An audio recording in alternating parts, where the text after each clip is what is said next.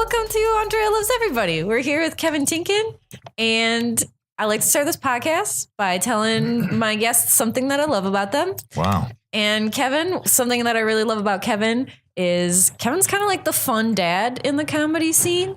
Yeah. He has a very safe, welcoming, outgoing, sweet energy. That's good. I'm surprised that you didn't grow up in the Midwest, because when I first met you, you said hello to me every time. Like, you just, hello, you're a person. Oh, yeah. I'm a person. You're just very outgoing. I'm filled with anxiety a little bit, but I know that, being nice is always nice, so I'm saying hi, you know what I mean? I'm saying hi if I can. And I appreciate that you said I have a nice, welcoming energy, because I'm always afraid that just by the nature of saying hello every time, or what are we doing here? We got side hug. We're going to go straight on, forward hug. Is this a high five person? Is this you know what I mean? What's the hug situation? How much? Yeah. Do am I saluting? I might salute, if I see somebody. But yeah, I appreciate that. Thank you. Because I am always concerned that I might be coming off in a way that I don't want to. You know what I mean? No, you're very. If I'm just like, oh, hey, and they're like, ugh. He's saying hey to us again. People acknowledging my presence. They're so terrible. Yeah. Gross. Disgusting. Yeah, no, I think it is especially when I moved here, I just didn't know. People aren't as welcoming generally in LA as they were in other comedy scenes. And so I was just like, oh, this person's nice. And you're nice in a way that's not creepy. I appreciate it. So that's what I'm going for. Real nice. I really appreciate that. Every morning, my morning routine is first thing I get up, I do a hot five. And then after that, I'll look at myself in the miror, and try to make sure, is this a calming presence? Does this feel aggressive right now? I've worked, because even when you were introducing it, you said, oh, hey, everybody. I go, oh, hey. I feel like if people think I'm a little bit slow mentally, then they're not going to be scared of me. They're not as much. And so, oh, hey, guys. Yeah, it's really nice. It feels good. One of the other things I love. So we've hung out. We hang out at Mike's and stuff. And one of the other things that I really love is the way you're married. Yes. And you talk about your wife in a positive way, which is not a lot of comics when they talk about their male comics, especially when they talk about their significant others or girlfriends or wives. They'll be like, my girlfriend's such a bitch. I'm cheating on her all the time. Just horrible things. Yeah. I'm going to be sending my wife a link to this podcast. Yeah. And be like, she brought it up. See, I'm out here. I like her. I like my wife. She's incredibly supportive. Here's what I do. I try to predict the future. That's what I tell my kids. I'm like, you predict the future in your own mind. So then I'm going, because I'm a human male, right? Yes. I got balls. What? Right? I got them. And they produce a chemical that makes me an insane person, sometimes. Yep. And, so with kids, I'm thinking about, trying to train my kids. So then I'm thinking about, okay, who am I, whatever. But I'll think about it because I'll see, boobs or whatever. I see temptation out there. It's out there. And you got to flee from it. The Bible says, flee it. Flee. And the Bible, it's got some wisdom. It's not necessarily, the word of God. I don't know. I have no idea. Yeah. But it's got some good stuff in there. And it says, flee away from it. And I do. Because if, I'll say, and I don't want to keep rambling for too long. But it is kind of a thing, doing a podcast, you're supposed to be rambling, right? Rambling guy. I'm a rambling man. Yeah. So I'll see somebody, I'll go, oh man, wow. There it is. Boom. That looks pretty nice. What? And then I'll try to predict the future and go, okay, what would happen if, all my wildest compulsions were to come true in this moment? And then I'd go, well, she's probably crazy. There's no outcome that is better than my wife. Yeah. And, cause she's consistent.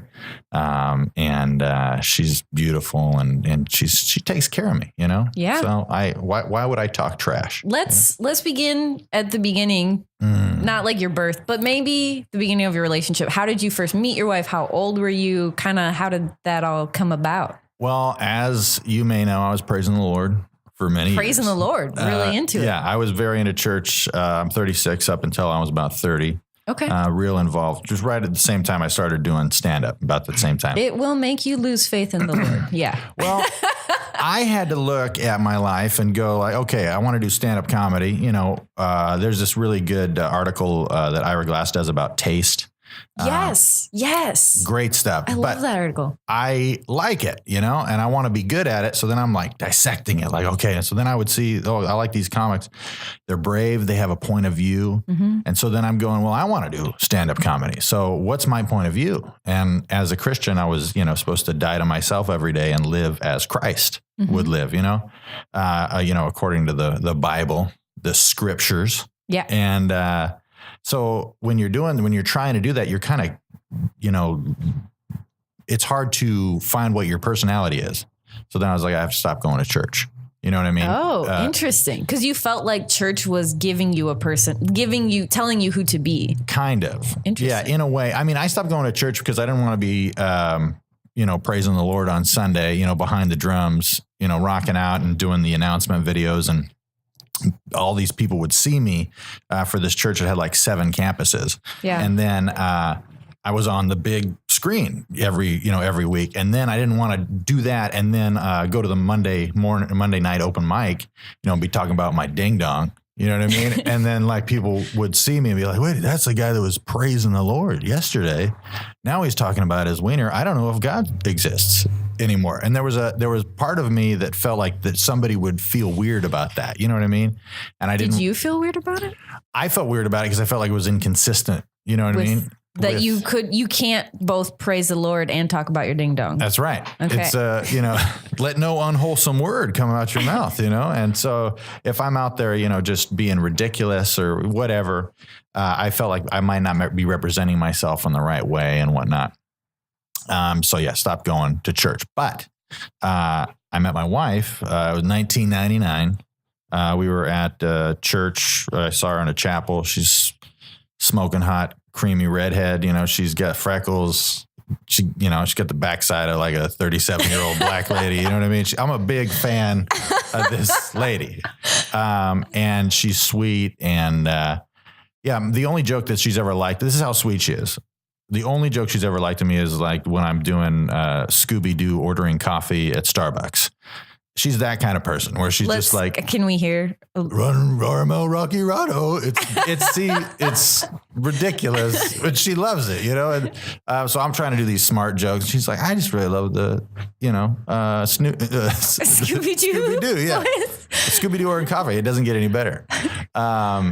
So yeah, I met her there. I thought she was kind of out of my league. I thought she was a few years older, and then I was like, it would be inappropriate. I used to wear these orange capri pants, and I was I was working out all the time. Oh, and so I liked her, and I seen her, but I didn't really like express that I liked her to anybody. I was observing her from a distance.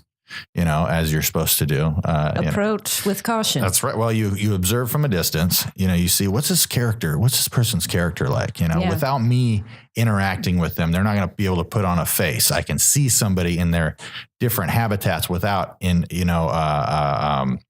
infecting the observation with my presence. So then you look and you go, oh, she's a great friend, and wow, she really works her butt off, And she's like nice to her parents. She's not a maniac, the way she interacts with these people. So then my buddy asks her out, and he tells me on the date, my wife tells him that she's not interested, that she thought that they were going to go get coffee to discuss like being on the worship team. She didn't know it was like a date.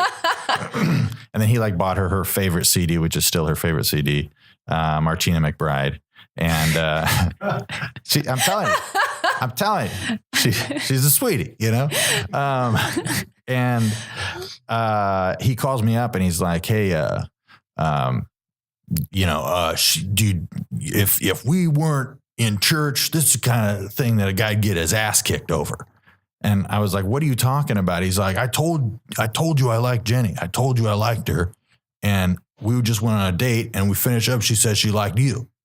She's like, I told you. I was just like, I'm sorry. She likes me. Like, and hey, thanks for the news, buddy. Yeah. And I had talked to her, so then I offered to buy her food, and she said yes. And we started dating. Do what you want me to keep? Yeah. Okay. So how old were you, by the way? 18. Oh, wow. Yeah. We were 18. You were a baby. How old was she? 18. She's old. She's my old lady. She's 1 month older than me. Oh, so, wow. Yeah. Whew. She's a baby, robbing the cradle. So we dated for a little while. I think it was like 6 months.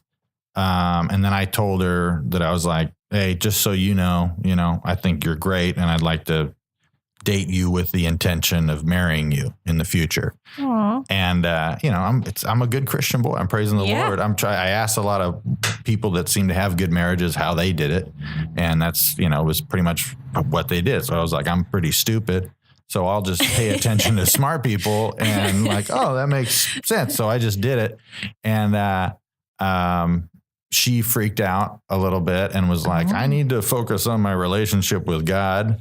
And so let's take a little break. And I told her she wants to break up. I was like, you want to break up, but you don't have the balls to break up with somebody. And guess what? I do. So I'm not trying to take a break. I'll tell you, I want to marry you. You're the one for me. And if you're not ready, I got the balls to break up. So we're done. When you're ready, you let me know. I was pissed. I was rocking away, all righteous indignation, and I was pissed. And then I'd see her around the church, and I wanted to join the Air Force because my dad was in the Air Force. And I thought it'd be a good way to not see her ever again. And your heart was hurt. Oh, big time. Yeah. I mean, when I was in high school, I dated a girl for 3 months. She broke up with me. I wrote her poems for a year. Oh, you know what Kevin. I mean? I'm dabbing my eyes with a tissue here. It gets very emotional. So then a few months later, my buddies invited both of us to a movie, told me she wasn't going to be there. We sat next to each other and held hands. Aww. And I was stoked. I was really stoked. And then she, like outside, she's like, hey, do you want to, I'd like to be your girlfriend, or whatever. And I was just like, I was so heartbroken from previously. And I was just like, I'm not screwing around though. Like, if you want to be back, then we're talking about forever. Is that what you're interested in? If I showed you enough of who I am that you're willing to, hitch your trailer to me. You really gave her an ultimatum. You really said, hey. And she's like, yeah, absolutely. And I was like, I don't believe you. I go, give it a week. And I don't want to talk to you for a week. I go, come back in a week and we'll, if you still feel the same way, without this like rush of we're holding hands for the first time after not being together for a long time. Really think about it forever. All my, that hand holding is really toxic and it can. I mean, you enter in the chemicals into your brain that are sex related. You can be dumb, real dumb. And so a week later, we met for coffee. She said, yeah, I'm down. And I said, let's give it another week. And because I was just kind of scared. My parents got divorced, so I didn't want to get divorced, and I wanted to make sure it was a good decision. When you were 18, you were worried about that? Oh, I was worried about that for a long time. Yeah. I'm a mess. Yeah.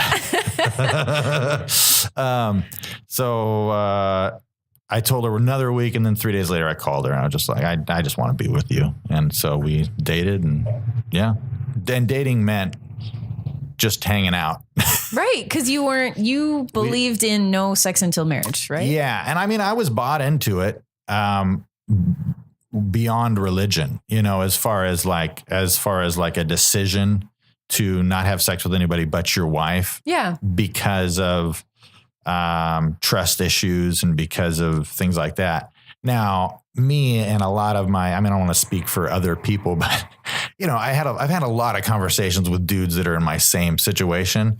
And, we just fantasize about, God forbid if the whole family were to die in a fiery airplane crash, but the women, I'll tell you what, and we'd be going out to Vegas. We'd be professional poker players, and it's an extreme example, but it's there, right. There's part of us that wishes we were out, just, banging everything that moves, you know, if it ain't nailed down, I'm banging it. You know, I love something that is always really funny to me is when men that are in relationships kind of fantasize about women and they leave out the part of like, you got to catch those women. You know, you gotta let those women have to also want to have sex with you. You know, like that's for me. Like I'm always like I have my thoughts, and then I have like my monitor for those thoughts. The reality part. Yeah, where so like you're just like, hey. Yeah, I kind of like acknowledge my genetics or whatever, and then I'm just like, oh, I recognize that I'm feeling this thing, and then I'll judge it in my own mind, and so sometimes I'll say the first thought, you know, and then other times I'll be like, well, you know, it's Kevin, you know, you've already thought about this. This doesn't make any sense. So, you know, stop thinking. It's like, yeah, it's all right to think about it, you know, just like, but it's, I do like the way that it's turned out. Yeah. Cause how long into dating did you guys get married? 5 years.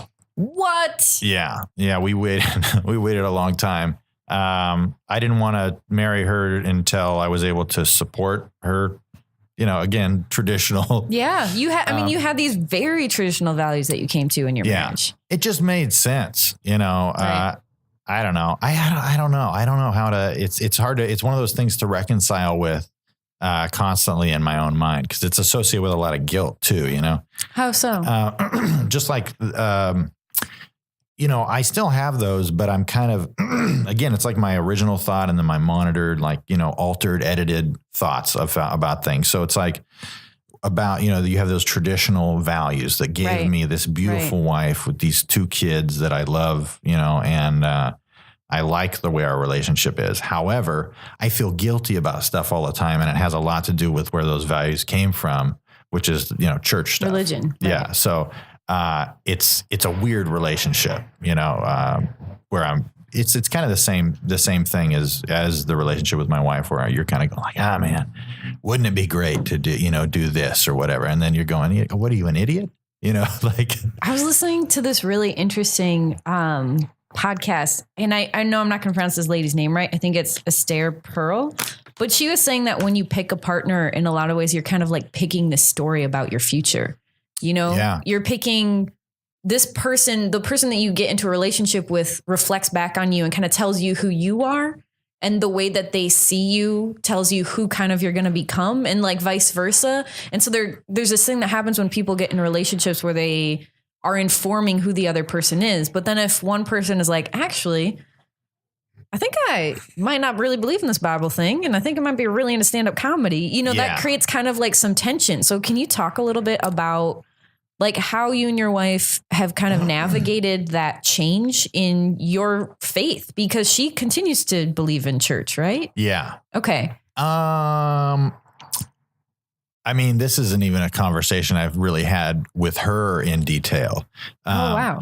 But, cause my wife is kind of the embodiment of grace, you know, in a way to where she just loves me. So she's like, and I've had to challenge that a lot. She kind of accepts you for however you are. Yeah. And, you know, we've had a lot of conversations where I'm just like, why do you, why would you want this? You know, there's so many guys that would, you know, buy you a mansion and, you know, take care of you and validate you and want to, all that type of stuff, you know, that, you know, that have pecs, you know, and not man boobs, you know, it's like that are better. You know what I mean? Like there's, and she'll grab my face and just be like, I'm not going anywhere. Like, I love you. And that's been very reassuring. Yeah. That takes an amazing amount of confidence. Yeah. Yeah. Not just confidence in herself, but confidence in you, you know? Yeah. Well, that's impressive. And it's a little bit of, you know, it manifests in, it's weird because somebody who's completely like, you know, filled with grace in a way to just like give you, you know, love and forgiveness unconditionally, you know, not that I'm doing anything crazy, but you know, we're out here, you know, we sold our 2,000 square foot home. Well, I mean, it is a big risk to have if your husband or significant other is going out and he's staying out till 2 a.m. with a bunch of ne'er-do-wells, which is pretty much what comics are, you know, like that takes an enormous amount of trust, an enormous amount of just confidence in your relationship. That's really impressive. Yeah. It's pretty great. I don't really know how to accept it, but, I like the church stuff when I've talked to her about it and the kind of, mental gymnastics that I did before I decided to stop going to church was, because regardless of what you believe, regardless of if what you believe is true or not, it will affect your psychology, you know, that you have to live with for the rest of your life. So if you're terrified of, televisions, you're going to have a problem, so because they're everywhere, and so you probably should figure that out and attack it as opposed to just being like, that's just insane. So I can't remember what I was even talking about. What were we? I was talking about kind of like how your relationship with her, how you're changing your beliefs. I remember. Yeah. Okay. So I'm kind of saying like I have these beliefs that I know could potentially be gobbledygook that I'm deciding to give the potential for them being absolutely true. So if God is true and the Bible and everything I know is true, what does that mean for my life? What do I have to do with my life? And essentially it means that, forgiveness, be forgiving, a forgiving person, be a graceful person. He's who's without sin cast the first stone. You know what I mean? And so if I'm inside of the fence of religion, of Christianity, traditional Christianity, as I understand it, I should live as Christ. I should try to be filled with grace and forgiveness and love for everybody. Right. And if I screw up, Jesus died on the cross so that all my sins are taken care of. So I'm good to go. So that's if the Bible is 100% true. I can live my life in a way where I'm intentionally trying to be filled with kindness and grace and be intentionally good to other people. Now, if it's all bullshit and it's just a bunch of pieces of garbage who made up a book to try to make sure that people don't do some crazy uprising, against the government and they make some false religion. If that's true, is this still a decent way to live your life? And I said, yeah, it's not a bad way to live your life, to be intentional about trying to be kind and, right. You know These what I mean? Are great qualities in people. I look for all those qualities when I make friends or lovers or whoever. It's like, are they a nice person? Are they forgiving? Are they accepting? Those are great people qualities. Yeah. And I don't know where the part of my brain that determines what is nice and what isn't nice comes from. And I think about that sometimes, like you might be thinking you're being kind, but you're actually being a piece of shit. When you offered Jerry that, handle of Grey Goose the other day, you didn't know that Jerry was an alcoholic, so now you're screwing up, you thought you were being nice. But I think that we all screw up in that way. And I think that forgiveness for someone when they do something, when they err, but still have good intentions, like we have to be willing to forgive each other for those things. Yeah. Well, I think, and you got to forgive yourself a little bit, you got to be able to be okay with who you are. Right. And if you're not, to get into process on, attacking those things you don't like about yourself, at least this is the dad in my head. That's just like, I'm giving him the stage right now to where, because I don't do a lot of this stuff, but I know the right things to do, I feel like. And then what do you mean you don't do? I mean, like sometimes I'll just completely give in to like, well, what do I want to do? So then I'll just do that. I'll just do what I want to do. And just being selfish, essentially. We all and then do that. being like, well, God's most likely not even real. So,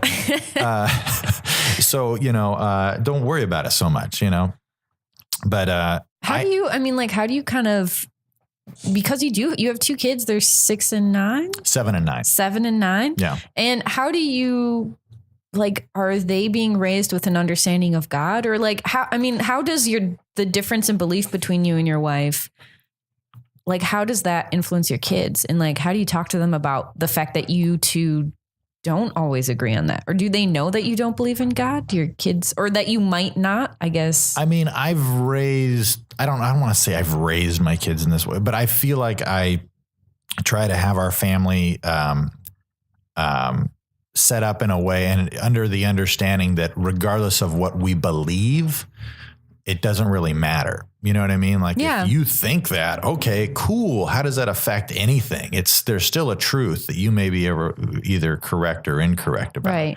So I try to talk in like observable things. So, or like this is a good example.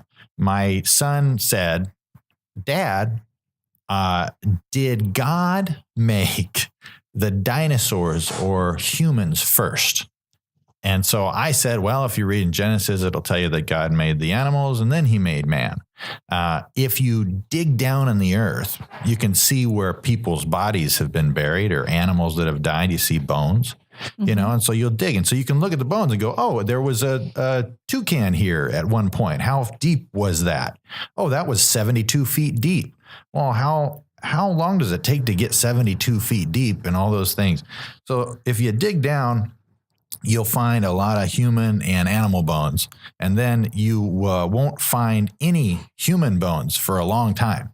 And then you'll find dinosaur bones. So that kind of suggests that maybe dinosaurs weren't around at the same times that humans were around. So you kind of give them both the biblical explanation and the scientific. You say, this is what the Bible says. Yeah. This is what we can observe. Yeah. This is what I think, you know, I want them to be able to make a decision, but I also I don't want to like shit all over his current understanding of God. You know what I mean? Right. Because that's not going to put him, you know what I mean? That's not who I am. Like to just be like, what? You're an idiot. Like, well, he's also a child, so I really hope you never call your child an idiot. Yeah, I'm like, God, and then I grab him by his shirt and lift him up against the wall. And, don't mention God in this house. But no, I'm looking at the whole time I'm explaining this to my son about the dinosaurs. I'm like looking at my wife out of the corner of my eye, like, are we cool? Am I doing good here? Is this like, cool? Yeah. So it's. I think that's a really fun example you brought up. Cause like I grew up in kind of a weird place where we didn't really I think we kind of went to church once in a while when I was younger. And then like when my stepdad came on the scene when I was 8, my mom's like, we're Catholic now. And I was like, okay. And so like I had an aunt and uncle that were really religious. And I started just like, I would read the Bible, like the Old Testament, like the kids version. And I read all those stories. I knew all those stories, but I also read like Hans Christian Andersen fairy tales. And like, I felt like those stories were kind of all the same thing when I was a kid. It's like, they're all just stories. Yeah. And then once my stepdad came on the scene, it's like, you go to Bible school and Sunday school and now you believe in God. And I was like, okay, I'll believe in this. You know, I was like really into it. It's like absolute truth. Yep. I was like, yep. But before that, I was also indoctrinated with the Discovery Channel and the concept of adaptation. And like, I would watch, my favorite was like the stuff about like animals, like Wild Discovery. Oh yeah. Those are great. It talks about all these adaptations. Oh yeah. We watch a lot of those. Oh, it's so great. So good. But they explain like adaptations that animals have and like the ancient ancestors of animals and how they evolved. And so to me, evolution made so much sense. And I never saw evolution as a child and Christianity as being at odds. Yeah. Like that concept is so absurd to me that you can be Christian and not also think that evolution is okay. You know, like to me, like the idea that those concepts are at odds is like weird. It is weird. Yeah. I mean, like one of the reasons that I've talked to my kids too about just like with that type of stuff, it doesn't really matter what we believe. So it's not really worth fighting about it.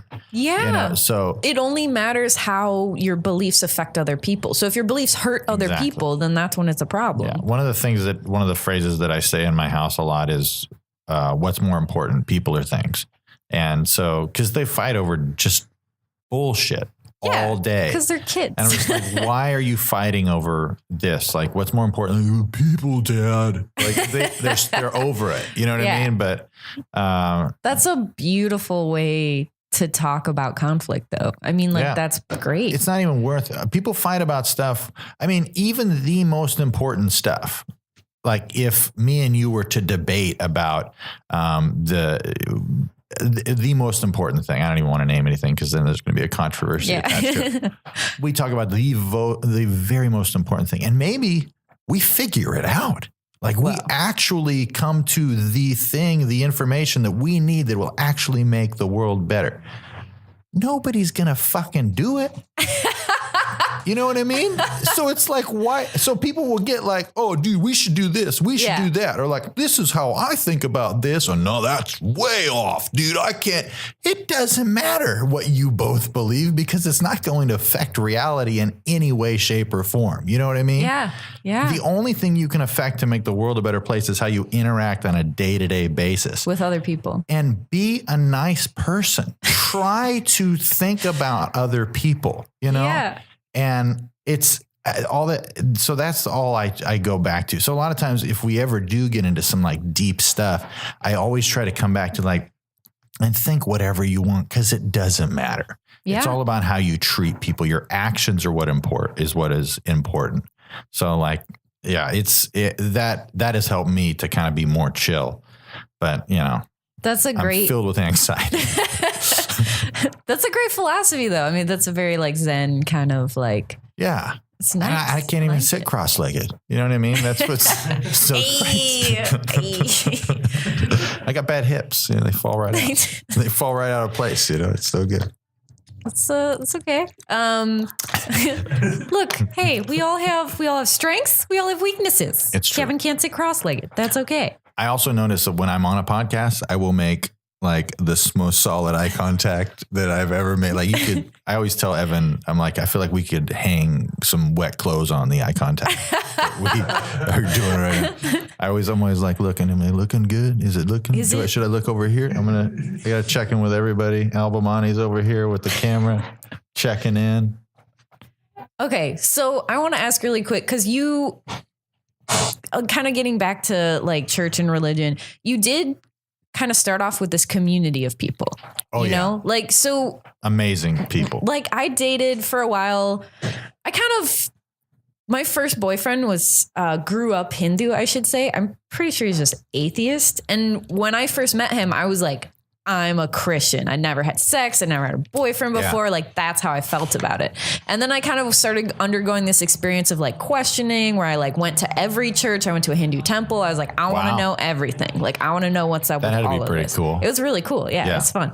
And so I was like, I just want to know everything about everything. Yeah. Because I feel like there's millions of people in the world that disagree on what religion they should be. Oh, yeah. And why should they all go to hell? They seem like really nice people. Yeah. That's ridiculous. And so I kind of came to my own conclusions about like, hey, I just don't think anyone has the answers and that we're all trying to be good and we'll just try to keep being good. Yeah. I mean, nobody knows what happens after we die. Nobody knows. You can say, oh, I know. You can believe with all your heart. It doesn't mean you know, though. You don't know. Nobody knows. So it's like, okay, so how can we act accordingly? Exactly. But then when I think one of the problems with if you are raised in a religion and your whole family believes in this thing, like I had things with my parents where they were like screaming at me, just like crying, just like you're going to go to hell. Like just when I was like, hey, I just don't believe in church and I don't want to be a part of it. Yeah. They were just like, it was this horrendous thing. And I was just like, I'm not attacking you. I'm not attacking your beliefs. I'm just saying I don't want to be a part of this. Yeah. And you're welcome to continue to do that, but I have problems with it and these are my problems and this is why. And I think one of the scariest things for people when you are in a religion and when you decide like, I can't comfortably believe in this anymore or say that I believe in it, is that you lose this community of faith. You lose this community of people that are all around you where you all believe the same thing, where they're there for you and you have this kind of like strength in community. I mean, I think if you're, I don't know, like I'm still friends with everybody, you know, I'm still friends with all those people and I know the Bible well enough because I studied it, that I can argue with somebody who believes in what the Bible says and is a full bore, like, in fuego, on fire. I'm on fire for the Lord, brother. I can talk to that person and I can argue my lifestyle and I can argue my actions, and I can talk to somebody who thinks, that it's all, garbage. Yeah. I can justify my lifestyle on both planes. And I think that has helped me to maintain those relationships. And honestly, the people that were in my close group of friends, and even in the outskirts, were just great, really great good people. For the most yeah, that part. Helps. I mean, I had one interaction that really bummed me out, and it was a leader's wife. This is a few years ago after we had moved to Los Angeles, who was just like, how can you guys still be married if you're not going to church? How can you even still be married? It's like, are you advocating we get a divorce because I'm not going to? And she's like, I just don't know. I mean, that would just be hard. Isn't that hard? And my wife's just like, well, I love him and we love each other, so we're okay, Yeah. But other than that, it hasn't been too crazy to lose that community. But you're absolutely right. You can lose everything, all the friends that you've had for all those years, especially if the church is like really fundamentalist. Yeah. Like intense, like cut them off. Well, I dated a guy that like, he was homeschooled and all his friends were through church. Everyone that he knew was through church. Like he didn't have any other friends or influences. And we started kind of like hanging out, and I was like, oh, you believe in church? That's cool. I'm not really into it. Yeah. And he's like, what? Oh no. Like, so he wanted me to like come to church with him. He's like, well, my priest will answer all your questions. He knows everything. And I was just like, I told him, I was like, hey man, like this is what's going to happen is he's going to say stuff to me that I'm not really into. Yeah. And I'm just going to be like, I don't see any basis for that. And we're going to continue to disagree. And we're both going to leave continuing to disagree. Yeah. And he's like, well, you just come with me. And I was like, okay, man. It's not the way you do it. I mean, if you really want to get somebody to come to church, it's not the way you do it. You just go to the grocery store with them and you just hang out with them, and then you just be yourself, and then they like you. And then you go, hey, you want to go to church? And they go, sure. I went with them, man. I was like, okay. And then it happened. And then he was like, I was like, hey, these are the things that, I just have questions about or I don't agree with. And it's not really my jam. That's okay. It's your jam. Yeah. And then we left and he was like, his face was like, oh no, he didn't answer any of your questions. He didn't know anything. Yeah. And I was just like, and you could see in his eyes kind of like his own doubt and his own fears about what he believed. Yeah. And ultimately he kind of didn't have the courage. He felt that I could see that he had fears, and like when we would talk and have conversations, you could tell like he's like, this doesn't answer any of my questions. Yeah. That can't be right, or know, whatever. But then ultimately, because his community was so grounded in that faith, he didn't have the courage to say to these people that he loved that he no longer believed in this thing that they believed. Oh yeah. I feel like I've seen that a couple of times. And I think that is so sad that a religion would say like, we don't love you anymore because you don't believe in what we believe. No, it's messed up. I mean, I think that's where, as far as Christian-based religions really miss the mark, is that they'll ostracize somebody, for no longer believing, when it should be the exact opposite. You know what I mean? Right. If, I don't want to give a sermon or anything, but if you look at the way Jesus lived his life, he hung out with the people that should be ostracized according to the modern day church. You know what I mean? Right. So it's like people are just they're in their own religion and doing it wrong. And I can look at it from an outside perspective, not being sure that if I believe or not, but just be like, oh, wait, that doesn't make any sense according to the book that you say is the 100% truth.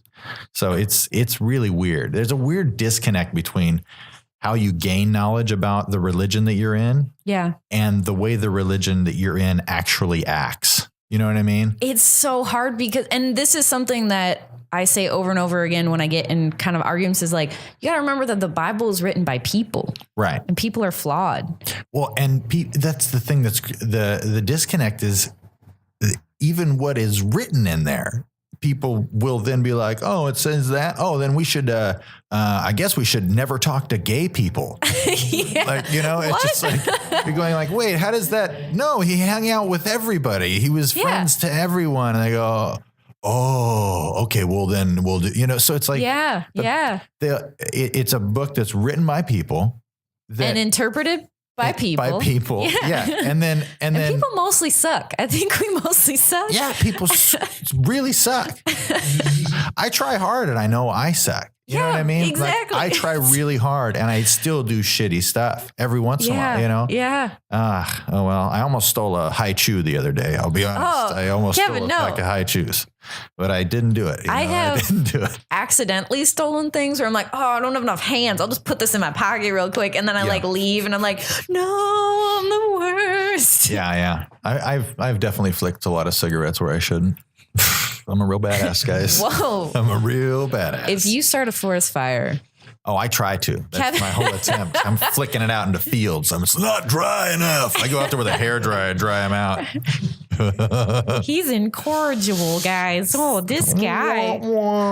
Okay, I have one quick thing that I like to ask before I go is what kind of was your biggest fear when you got into this relationship, or maybe right now, do you have any specific fears? Well, yeah. I mean, it's the same tug of war, that goes on with just daily interaction where, I'm just, I think my greatest fear is that I'm not living my best life. You know what I mean? In what way? As a person or as a dad or as a husband? I think is everything. And I think that's what a lot of people have anxiety about. I should be doing this. Yeah. I should be doing, that. Oh my God. I should be getting hand jobs from the waitress in the back after this show. What if I had that life where I was just getting jerked off around every corner? Wow. Those people are sad people. Of course they are. It's so sad. I'm a dumb dude. I'm just, you know what I mean? I'm just a dumb idiot who I have these thoughts, and then again, I gotta, whoa. Like before they get out into action or come out of my mouth, I go, whoa, let's hold on. You don't think about that, Yeah. So I think it's a fear of being alone. I would, probably my biggest manifested actual real situation zoomed in would be my wife finds somebody that's a decent man, that's a good, just, is making her necklaces or whatever, that's what chicks like. That's what you think. That's what chicks do. Out of the, the make them custom bracelet? Jewelry. Oh, they love it. Yeah. Custom jewelry for your lady. And I don't do it. What a piece of shit. She likes those hemp necklaces. I wish. Wow. But I do feel like, somebody could try to swoop on my wife and really charm her and whatnot. And even thinking about it makes me laugh because I feel like I just know her so well and in such and I know her specificities, You guys have been together for 10 years? No, 13 plus 5. So 18 years. Oh my gosh. I can't do math. It's all right. Yeah. You've been together as long as you've been not together, half your life is with this other person that you understand and love. You know, that's amazing. So then that's why I laugh is because I do know her so well. So the idea of any dude trying to swoop on her, cause it'd be weird. She doesn't, you wouldn't appeal to the things that you would think you would traditionally appeal to if you were trying to hit on a woman. Yeah. And it's just, I don't know. I think she's just great. She's an awesome person. And I don't know. I hope that nobody shows up with just a Spanish accent. Just sweeps her off her feet or whatever. Spanish accent and a great Scooby-Doo impression. Oh, dude, you better watch his ass. That guy, if that guy's out there, you stay away from my wife. All right. But and I'm afraid that I'm going to screw up. I'm afraid that I'm going to give in to that thought about, whatever. I was like, how can I make it a variation on getting jerked off around the corner? I need to get a clever variation. How many ways can I say jerked off by a stranger? How many? But I worry about screwing up there. And because I worry about screwing up, I don't really take step one. So that's why I worry about how I'm coming off with women, to bring it back to what you said in the beginning is. I always love, you're just these are my kids. I talk about kids. I'm talking about kids on stage, talking about what, you are very open and upfront. And I've known comics and I didn't know they were married until we've known each other for a long time. Oof. You know, like, and that's always makes me uncomfortable because I'm like, do you have a wife? Like, not just like a girlfriend, but like, oh, you're married, and like you need to talk about. You can't just that's crazy. Yeah, you know. It's a gold mine for material because it's your life. And you should talk about your life. Yes. I always get paranoid that people don't want to hear about my wife and kids because I'm just some stupid old man who's, because in Los Angeles, everybody's young. No, you're like an oddity. You're like I'm a unicorn. You're a unicorn. Yeah. You're like, a stand-up comic who has kids and loves his wife. What is this person? Yeah. It's weird. And I feel, before we were recording, I was talking about, anytime there's a great song that has the N word in it, I want to, whatever. But like this, I want to edit it out and say, buddy or whatever. Yeah. But like, I think about, gosh dang it, I can't remember what I was going to say. This is so bad. You edit this a little bit, right? No. What was I saying right before that? Okay. Stand-up comedy. You love your wife. I love my wife. N-word. You're a unicorn. I'm a unicorn. Because you talk about your wife, actually. I know what it was. Okay. So you know who I am now. You know, I'm this kind of person that, you're is a person. Who I am. Yeah. But then I'll feel like I'll take a lot of the guilt on for like the shit that's going, the hot topic about, girls getting, weirdly touched and all that stuff. And then the punchlines being, these straight white males, so then I'm going, like, I feel bad. Like, oh man, I'm just a piece of shit. I'm one woman and I don't even talk. You know what I mean? I'm trying to do my best, but then I'll feel like, I'm a piece of shit. And I'm one of them. What a garbage, and it's weird. I don't know. It's been good because I think it's fueled some of my jokes that I like right now. My about that favorite stuff. joke that you have is when you talk about your kids. The bit about like when you're like, I'm trying to raise my daughter, be a strong, independent woman. Yeah, to be a feminist.